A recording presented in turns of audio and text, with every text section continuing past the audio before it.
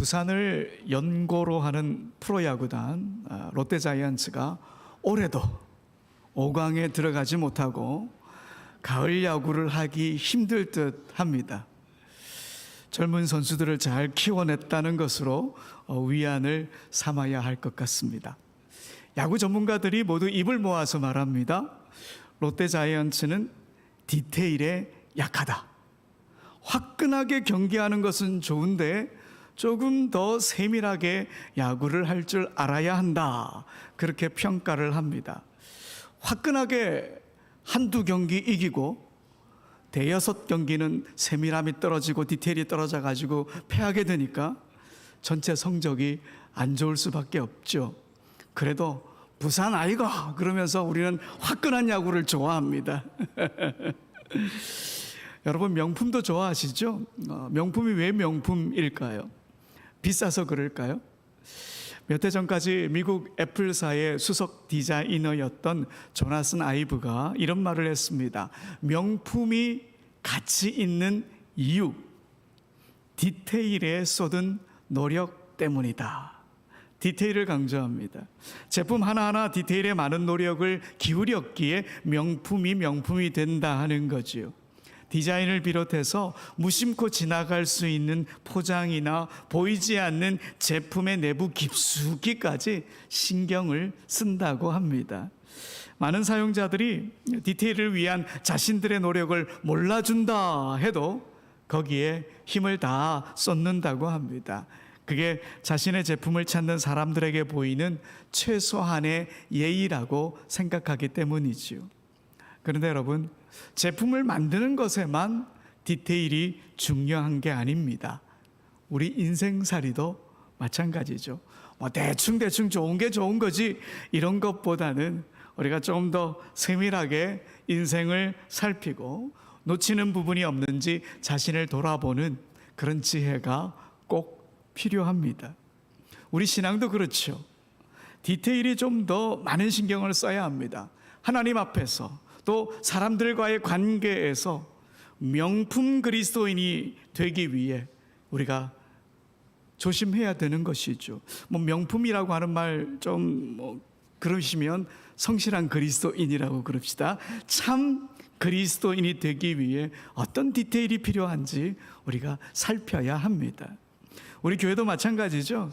디테일에 신경을 좀 더 쓰는 교회가 되어야 합니다. 지금도 참 좋은 교회지만 교회는 건물이 아니고 사람들이니 서로를 대하는 태도에서 우리가 조금 더 정성을 들여야 되고 조금 더 배려하고 무심코 던진 말에서 상처받지 않도록 말을 조심해야 하고 서로를 높여줄 줄도 알고 마음을 헤아려 줄 줄도 아는 조금 더 세밀하게 교회를 가꾸어가는 모습, 그 모습이 우리에게 필요한 거지요. 그리고 교회이니까요. 뭐니 해도 교회는 가장 중요한 게 있죠. 하나님과의 관계에 있어서 이 디테일에 신경을 써야 합니다. 하나님과의 관계는 예배를 통해서 잘 드러나지 않습니까? 그래서 이 예배의 디테일에도 우리가 신경을 써야 하는 것이지요. 여기서 예배의 디테일이란 예배의 형식을 뜻하기보다 예배의 정신을 말하는 겁니다. 예배의 정신을 좀 더 세밀하게 우리가 살펴야 합니다. 물론 매끄러운 예배 인도와 잘 짜여진 찬양과 기도 이것도 필요하겠지요. 하지만 예배의 정신이 더 세밀해져야 합니다. 오늘 우리가 레위기 첫 구절을 읽었는데요. 그야말로 디테일이 살아있는 예배를 위해 우리에게 부족한 것은 무엇인지 알려주고 있습니다. 많은 성도들이 성경을 읽다가 좌절하는 부분이 바로 여기 레위기 부분이죠. 제사의식 때문입니다. 예배를 드리는 우리에게는 제사의식이 낯설기 때문입니다. 재미도 없고 알쏭달쏭하고 했던 말 또 하는 것 같고 복잡 난해하고 성막을 짓는 그 출애굽기 마지막 부분도 읽어내기가 여간 어려운 게 아니었는데 레위기를 읽으면서 인내심의 한계를 느끼게 됩니다. 까다로운 제사 규정 때문에 성경 통독을 포기하는 경우도 생겨나지요. 여러분 성경 필사하는데 사랑방장들에게 어느 부분을 쓰기를 원하느냐 계속 끝까지 남아있던 성경이 있습니다. 어딜까요? 레위기. 다 좋은 거 빨리 막 하고 끝까지 레위기가 남아있더라고요. 하지만 여러분, 레위기에는요 지금 우리가 드리는 예배의 정신이 고스란히 담겨져 있습니다. 제가 알기로는 최무엘 목사님 계실 때 레위기를 열심히 공부했다, 그 이야기를 들었습니다. 다시 레위기를 읽으면서 우리가 잊었던 그 하나님의 디테일을 발견했으면 좋겠습니다. 하나님께서 이렇게까지 꼼꼼하게 제사와 예배에 대한 생각을 갖고 계셨구나. 우리는 어떻게 예배를 드려야 하나? 내가 놓치고 있는 예배의 디테일은 없나? 이런 마음가짐으로 레위기를 읽었으면 좋겠습니다. 여러분, 오늘 레위기 1장 1절 함께 읽어볼까요? 시작. 여호와께서 회막에서 모세를 부르시고 그에게 말씀하여 이르시되. 아멘. 여러분, 이 구절에서요 우리 성경에는 번역이 되지 않은 부분이 있습니다. 그리고 라고 하는 단어입니다. 히브리어 성경은 이 레위기를 어떻게 시작하느냐 하면 그리고 그가 불렀다, 이렇게 레위기를 시작합니다. 여러분, 그리고라고 하는 건 접속사지 않습니까? 그러니까 레위기는 바로 앞에 책인 출애굽기와 연결되어 있는 책이다, 이 말이죠. 레위기가 출애굽기와 아무 상관이 없는 책이 아니고요, 지겨운 제사 제도만 기록해 놓은 게 아니다, 이 말입니다. 레위기는 출애굽기에 이어 이스라엘과 함께 하시는 하나님의 이야기가 여기에 기록되어 있습니다. 여러분, 출애굽기 마지막 부분 한번 떠올려 보실까요? 지난주에 우리가 읽었던 말씀이지 않습니까? 출애굽기 40장 34절에서 38절 내용을 보게 되면 이스라엘 백성들이 성막을 짓고 하나님께 올려드립니다. 그래서 구름이 성막을 덮었고요, 하나님의 영광이 성막에 가득했습니다. 하나님의 충만한 거룩하심으로 인해 모세가 성막에 들어갈 수가 없었습니다. 그런데 오늘 본문 레위기 첫 구절에서 모세가 들어갈 수 없는 그 성막에서 하나님께서 모세를 부르십니다. 그리고 그가 불렀다. 성막에 도저히 들어갈 수 없었던 모세를 하나님께서 부르셨습니다. 여러분, 여기서 우리는 예배의 중요한 디테일 포인트 하나를 발견하게 됩니다. 예배는 하나님께 나아가는 우리의 자발적인 행동이 먼저가 아니라 하나님의 부르심이 먼저다, 이 사실을 우리가 깨닫게 되지요. 지금 우리는 예배 드리기 위해 이 자리에 모였습니다.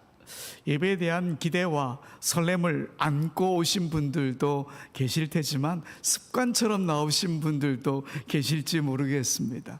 하지만 분명한 것은 우리가 지금 예배 자리에 있는 것은 바로 하나님의 부르심이 있었기 때문입니다. 여러분, 창세기 3장 9절에 보면요, 또 다른 하나님의 부르심이 기록되어 있습니다. 하나님께서 아담을 부르셨죠. 아담아, 네가 어디 있느냐? 이때 아담은 선과 악을 알게 하는 나무 열매를 따먹고는 자신이 벗은 줄 알고 하나님의 부르심에 제대로 응답하지 못합니다. 내가 벗었으므로 두려워하여 숨었나이다. 하나님 앞에 나아가지 못합니다. 하나님께서 부르셨지만 응답하지 않는 경우도 있다 하는 것이죠. 그런데 모세는 하나님의 부르심에 응답을 했습니다. 오래전 호렙산 떨기나무 불꽃 가운데서 하나님께서 모세를 부르셨을 때 모세는 신을 벗고 하나님 앞에 나아갔습니다. 자신의 몸과 마음에 배어 있었던 옛스러운 습관들 다 버렸습니다. 고정관념 버렸습니다. 자기가 갖고 있는 권리 버렸습니다. 다 내려놓고 하나님의 부르심에 응답하며 하나님께 나아갔던 것이죠. 오늘 본문에서도 모세는 하나님의 부르심에 응답하고 하나님 앞에 나아갔습니다. 그러니 여러분, 우리가 예배의 자리에 나온 것은 하나님의 부르심이 먼저입니다. 하나님께서 우리를 불러주셔서 지금 이 자리에 있는 거죠. 그런데 자칫하면 오해할 수 있죠. 야, 무슨 소리냐? 내가 지금 내 발로 교회 와서 예배 드리고 있는데 이게 뭔 말이냐? 이렇게 말씀하실 수도 있겠습니다. 하지만 여러분, 그런 게 아닙니다. 예배는 하나님의 부르심에 대한 우리 인간의 응답입니다. 그렇게 예배 드리는 것, 여러분, 우리의 공로가 아닙니다. 그래서 하나님, 저 예배하러 나왔으니까 참 잘했죠. 저 칭찬해 주세요. 저 복 주세요. 이게 아니라는 겁니다. 내 공로가 아니라 하나님께서 마음에 감동을 주셨기에 지금 이 자리에 나온 겁니다. 하나님의 부르심에 대한 응답으로 우리가 지금 여기서 예배를 드리고 있는 거지요. 그래서 여러분, 예배의 디테일이 살아있는 사람은 예배의 자리에 앉을 때마다 이렇게 기도합니다. 하나님, 오늘도 나를 불러주셔서 감사합니다. 제 마음에 감동이 있게 하시니 감사합니다. 하나님의 부르심에 응답할 수 있게 하시니 감사합니다. 이렇게 하나님의 부르심에 응답하며 감사하며 예배의 자리에 앉아야 합니다. 지금 이 자리에 나온 우리는 이미 하나님의 부르심을 들은 사람들이고요, 그 부르심에 감동해서 응답하며 나온 사람들입니다. 오늘도 하나님의 부르심에 응답하며 예배 자리에 나오신 여러분 모두를 축복합니다. 앞으로도 계속해서 이 예배의 자리에 나올 때마다 우리를 먼저 불러주신 주님께 감사하며 신실하게 응답하며 예배드리는 우리가 되길 소망합니다. 자, 이제 여러분 2절을 함께 읽어볼까요? 2절 말씀 읽어보겠습니다. 시작. 이스라엘 자손에게 말하여 이르라. 너희 중에 누구든지 여호와께 예물을 드리려거든 가축 중에서 소나 양이나 예물을 드릴지니라. 아멘. 소나 양으로 예물을 드리라. 예물을 가지고 제사의 자리, 예배의 자리로 나오라. 그렇게 말씀하십니다. 여러분, 이 구절에서 예물이라고 하는 단어는 히브리 말로 코르반이라고 하는 단어입니다. 여러분, 신약 성경에 등장하는 고르반이라고 하는 단어가 바로 이 단어입니다.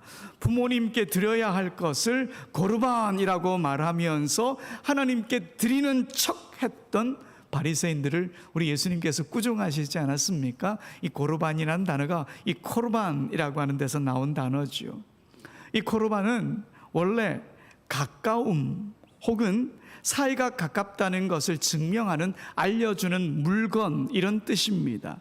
그러니까 하나님께 예물을 바친다라고 하는 것은 하나님과 잃어버렸던 가까움, 친밀함, 이걸 회복한다, 이런 의미로 예물을 드리는 거죠. 그런데 여러분, 이 코르반이라고 하는 단어의 뿌리를 찾아가 보니까요, 케렙이라고 하는 단어에서 나왔더라고요. 그럼 이 케렙이라고 하는 단어는 어떤 뜻이냐?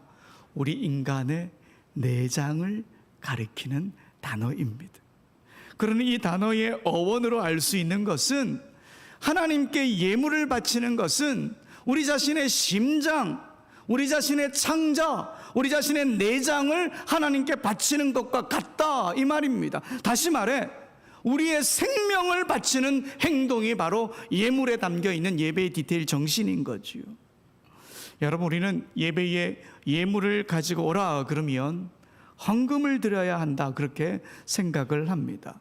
헌금을 드리는 것 마땅히 하나님께 감사의 마음으로 드리는 거지요.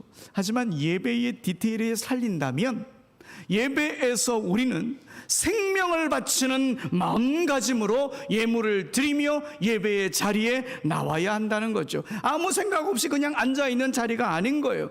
생명을 바치는데 결연해야 되지 않겠습니까? 생명을 바치는데 비장한 마음이 있어야 되지 않겠습니까? 이 예배의 마음에는, 이 예배의 디테일에는 바로 이런 생명을 바치듯한 결연한 마음이 우리 안에 있어야 합니다. 그런데 여러분, 이 오늘 본문 3절부터 이어지는 번제의 내용을 보면 우리가 예배에서 가져야 할 결연함의 깊이가 얼마나 더 깊어야 하는지를 잘 알 수 있습니다. 여러분, 번제는 제물 전체를 불태워서 드리는 화제라고 하는 그런 제사입니다. 이 제사는 이렇게 진행되죠. 번제를 드리려는 이 사람이 소나 양 가운데 흠 없는 수컷을 끌고 번제를 드리려고 성소의 성막의 문 앞에 나아갑니다. 그리고 이 제물의 머리 위에 자기 손을 얹습니다. 자기 죄를 이 제물에게 전가시키기 위한 상징적인 행동을 하는 거지요. 이때 번제를 드리는 사람, 여러분 어떤 생각을 하게 될까요? 자기의 삶을 돌아보지 않겠습니까? 자신이 어떤 죄를 범했는지, 어떤 허물이 있는지, 그래야 그 죄를 제물인 소나 이 양에게 전가시킬 수 있으니까요. 그냥 가만히 그냥 이렇게 손만 얹지는 않을 것입니다. 부끄러운 자신의 모습을 분명 떠올리며 그 손을, 자신의 손을 제물 위에 얹게 되는 것이지요. 그런 행동을 한 이후에 제물을 가져온 사람은 그 짐승을 직접 자기 손으로 잡아야 합니다. 제사장이나 레위인이 해주는 게 아니에요. 누가 대신해 주는 게 아니에요.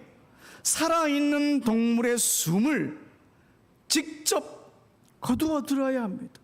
가죽을 벗겨내야 합니다. 피를 빼내야 합니다. 내장을 정리해야 합니다. 각을 떠야 합니다. 여러분, 이 일 모두 누가 하느냐? 제사를 드리는 그 사람이 해야 합니다. 다행히도 예수님께서 우리를 위해 십자가를 지셨기에 지금 우리는 이런 일을 할 필요가 없지요. 이런 제사의 형식은 사라졌습니다.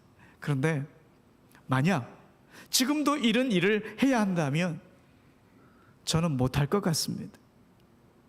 어떻게 눈을 껌뻑이면서 저를 보고 있는 양이나 소를 제가 죽일 수 있겠습니까?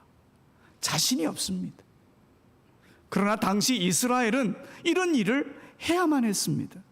그들의 마음은 어땠을까요? 죄를 지은 자기 대신 짐승이 죽는 게 아닙니까? 짐승을 죽이는 그 순간 그의 마음이 어땠을까요? 아무 생각 없이 그 일을 하지는 않았을 겁니다. 내가 이 짐승처럼 죽어야 하는데, 나는 죽을 수밖에 없는 죄인인데 죽어야만 하는 나를 대신할 짐승을 갖고 하나님 앞에 나오라고 불러주신 그 하나님의 사랑과 긍휼하심이 얼마나 크고 얼마나 놀랍나. 참 감사합니다. 여러분, 이런 마음 갖지 않았을까요? 여러분, 우리가 하나님의 부르심에 응답해서 예배에 나올 때마다 우리가 죽을 수밖에 없는 구약 제사의 동물과 그 짐승들과 다를 바 없음을 우리는 꼭 기억해야 합니다. 그리고 우리를 위해 대신 십자가를 지신 예수님을 향한 감사함으로 예배 자리에 나와야 합니다. 이런 마음가짐으로 예배에 나왔다면 우리는 지금 디테일이 살아있는 예배를 드리고 있는 것입니다. 여러분, 죽은 우리를 살리신 주님의 목숨값으로 지금 예배 자리에 나와 있습니다. 그러면 예배에 임하는 우리의 결연함의 깊이는 어떻게 돼야 할까요? 가벼운 깊이가 아닙니다. 깊고 더 깊은 결연함의 깊이가 우리 안에 있어야 하는 것이지요. 그런데 여러분, 예배는요, 제물을 바치는 데서 그쳐서는 또 안 됩니다. 제물을 바치는 행위도 반복이 되면 습관이 되고 틀에 박힌 일이 되어 버립니다. 제물을 죽이는 일도 나중에 되면 아무렇지 않게 될지도 모르겠습니다. 자신의 잘못에 대한 경각심도 사라져 버릴지 모르겠습니다. 또 제물을 바쳤으니 내 죄가 다 사해졌다 그러면서 마음대로 살아갈지도 모르겠습니다. 그러니 제물을 드린 사람은 삶의 자리에서도 더 이상 죄를 범하지 않는 변화된 삶을 살아내야 합니다. 한 번 짐승을 죽였으니 두 번, 세 번 죽일 수 있다가 아니고, 짐승을 죽이면서 느꼈던 그 감정을 가지고 삶의 자리에 나가서 다시는 죄를 짓지 않겠다, 그 마음을 가지고 변화된 삶을 살아내야 된다는 것이지요. 여러분, 이사야는요, 삶의 변화가 일어나지 않는 제사에 대해서 이렇게 신랄하게 고발을 합니다. 이사야 1장 11절에서 12절에 여호와께서 말씀하시되 너희의 무수한 제물이 내게 무엇이 유익하뇨? 나는 순양의 번제와 살찐 짐승의 기름에 배불렀고 나는 수송아지나 어린 양이나 순염소의 피를 기뻐하지 아니하노라. 너희가 내 앞에 보이려 오니 이것을 누가 너희에게 요구하였느냐? 내 마당만 밟을 뿐이니라. 어릴 때 저희 할머니와 가정 예배를 드릴 때마다 할머니가 빼놓지 않고 기도했던 대목이 하나 있습니다. 바로 오늘 본문에 나와 있는 이 구절입니다. 하나님, 정일이가 교회 마당만 밟는 성도가 되지 않도록 도와주십시오. 이렇게 기도했던 기억이 납니다. 이사야가 하나님의 마음을 전하죠. 하나님은 형식적인 예물을 원치 않는다는 거예요. 형식적인 예물을 드리면 마당만 밟을 뿐이다, 그렇게 말을 하는 거지요. 그래서 이 구절에는 우리가 하나님께 나아갈 때 가지고 나와야 할 또 다른 예물이 있다, 이걸 알려줍니다. 바로 우리의 거룩한 삶, 우리의 거룩한 삶의 예물을, 변화된 우리의 삶의 예물을 주님이 원하신다는 겁니다. 여러분, 거룩한 삶은 우리 이웃과의 관계를 통해 드러나죠. 하나님께 예배를 드린 사람은 하나님의 사랑을, 하나님의 생명을 이웃과 세상에 흘려 보내야 합니다. 남미의 니카라과 출신의 수도자이자 시인인 에르네스토 카르데날이라고 하는 시인이 있습니다. 이 시인의 작품 중에 시편이라고 하는 작품이 있는데요, 성경의 시편을 현대 세계와 자신이 살고 있던 남미의 상황에 맞춰서 재해석해낸 그런 작품입니다. 그 작품 시편에 이런 글귀가 나옵니다. 세상 만물의 가장 작은 조각들에도 하나님의 지문이 찍혀 있네. 모든 원자 속에 삼위일체의 거룩한 형상이 성스럽게 모셔져 있으며 삼위일체 하나님의 모습이 어슴풀에 어려 있네. 내 몸뚱이를 이루는 하나하나의 세포가 모두 다 창조주를 찬미하고 끊임없이 사랑을 선언하네. 물총새는 물고기를 잡도록 만들어졌고 붕붕 우는 벌새는 꽃의 꿀을 빨도록 만들어졌으며 사람은 하나님을 묵상하고 사랑하도록 창조되었다네. 여러분, 사람은 어떻게 창조되었다고요? 하나님을 묵상하고 사랑하도록 창조되었다. 우리의 원자, 우리의 작은 세포 하나하나가 하나님을 찬양하고 하나님을 높이고 그리고 세상을 사랑하도록 창조되었다. 지금 현대 사회와 남미의 상황이 그렇지 못함을 이 시인이 고발하면서 이렇게 시편을 기록하고 있는 겁니다. 여러분, 우리는 하나님을 닮은 사람입니다. 그러니 하나님을 닮아서 사랑하도록 창조되었다는 겁니다. 여러분, 우리 하나님 디테일에 얼마나 강하신 분인지 모릅니다. 성경 곳곳에 보면 하나님의 사랑이 아주 구체적인 삶의 방식으로 우리에게 알려주고 있습니다. 밭에서 난 곡식을 거두어 드릴 때 밭 구석구석까지 거두지 말라 하십니다. 또 떨어진 이삭 줍지 말라고 하십니다. 왜요? 먹을 것이 부족한 이들을 위해 남겨두라는 것이죠. 그게 하나님의 사랑을 흘려보내는 방법이니까요. 또 이웃을 속이지 마라, 이웃을 억누르지 마라, 이웃의 것을 빼앗지 마라, 품꾼의 삭슬 가로채지 마라, 생명과도 같은 겉옷을 건드리지도 마라, 듣지 못하는 사람들이라고 할지라도 그들에게 저주하지 말라, 보지 못하는 사람들 앞에 걸려 넘어지게 하는 것들 놓지 말라, 재판을 공정하게 해라, 남을 헐뜯지 마라. 이런 디테일한 것들을 우리 하나님께서 말씀해 주셨습니다. 이렇게 살아가는 것이 바로 하나님의 사랑을 흘려보내는 예배자의 삶이다, 우리에게 가르쳐 주신 거지요.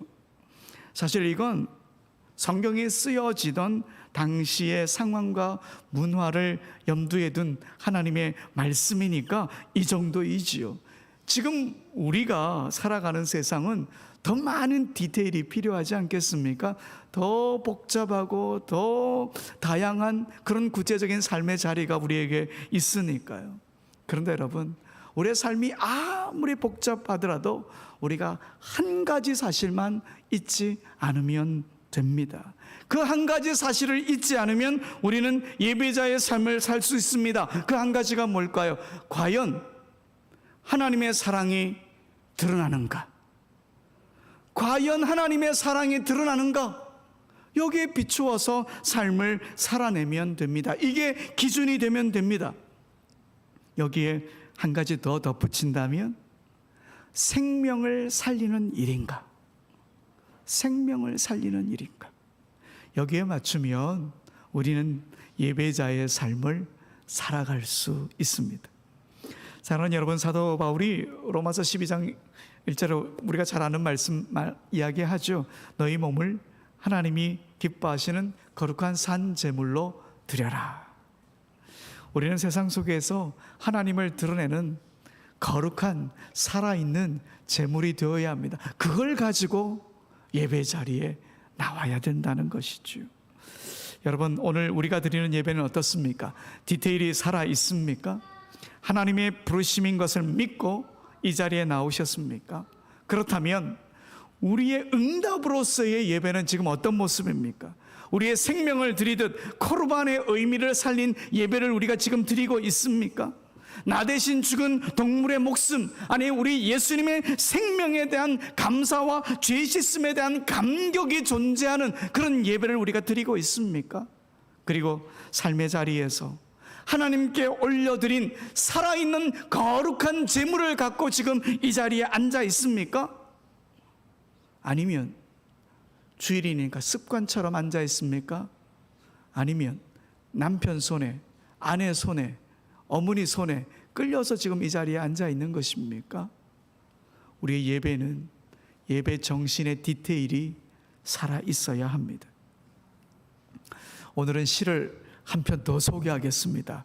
보통 시를 한 편밖에 소개하지 않는데 설교 준비를 하다 보니까 한 편이 더 눈에 떠오르는 거 있죠. 최승호 시인의 때밀이 수건이라고 하는 시입니다. 우리의 삶의 변화가 일어나지 않는 예배를 세탁기 또 때밀이 수건 여기에 빗대어 놓았더라고요. 내용이 이렇습니다. 주일이면 꿍쳐든 속옷 같은 죄들을 안고 멋진 옷차림으로 간편한 세탁기 같은 교회에 속죄하러 몰려가는 양들, 세탁비를 받으라 성직자여, 때밀어 달라고 밀려드는 게으른 양떼에게 말하라. 너희 때를 이제 너희가 씻고 속옷도 좀 손수 빨아 입으라고. 좀 느낌이 오십니까? 때 묻은 옷을 세탁기 안에 집어 던지듯 일주일 동안 살면서 지은 죄를 교회에 오는 것으로 말끔히 씻었다, 그렇게 생각하면 안 된다 이 말이죠. 이 자리가 온전한 예배의 자리가 되기 위해 예배의 디테일이 살아 있어야 합니다. 하나님의 부르심에 감사하는 자리, 코르반의 정신이 살아있는 자리, 예수님의 생명의 은혜에 감사하는 자리, 그리고 삶으로 올려드린 예물을 준비해서 드리는 자리, 이런 자리가 예배의 자리입니다. 사랑하는 여러분, 앞으로 우리 예배는 이런 디테일이 살아있기를 소망합니다. 삶을 예물로 드리는 예배가 되기를 소망합니다. 이런 예배를 드려서 하나님의 참 기쁨이 되는 우리 모두가 되길 간절히 소원합니다. 우리 다